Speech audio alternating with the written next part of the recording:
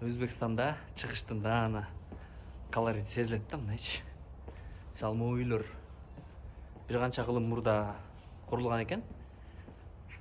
Өзбек бийлиги ошол курулган үйлөрдү ушундай сактап калганга азыр аракет кылаттыр. Ошол реставрация кылса дагы, мындай жеке менчик үйлөр болсо дагы ошо эски колоритти мындай сактап калгангачы.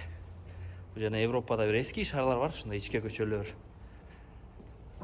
Ошондой кылып туристтерди тартуу үчүнчү. Бирок андай аракети жыйынтыктуу эле болуп аткан окшойт. Себеби туристтер ушул жерде эски шаарын көргөнү, ошо өзбек эли бир канча кылым кандай жашаган, эми булар отурукташкан эл болгон да. Чыгыштанчы бизде мындай көчмөн эмес, боз үйдү тигип туруп эле кетип калган эмесчи.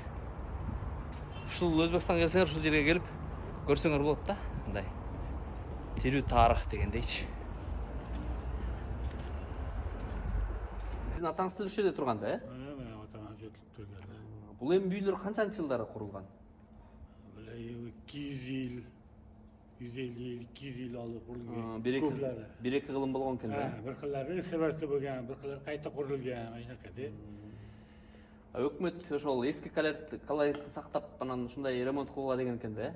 Өз алдынча мында бусуп башкача кылса албайбы? Yo, biz qilmar, azgın joylar ko'chani oldilariga, ko'chaning yuziga azgın yengilliklar qurdi, qolgan emas, eski uylar emas. Eski uylar, ha? 150, 200 yıl. Aynaqali uylar. Turistleri tartsın dep атайын эски алып турган экен. Eski şaka şunaka qoldirgan azgın joyini. Сиз деме ата бабаңыз деле өмүр бою ушул жерде жашаган экен. Şuraka.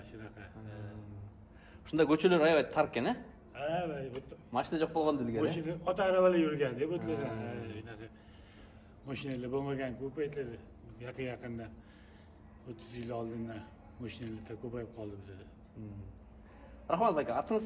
Sog' bo'ling, Nurmat otim. Токтосун. Evet, Кыргызстандан болом мен. Sog' bo'ling. Рахмат. Болуптур байке. Xo'p.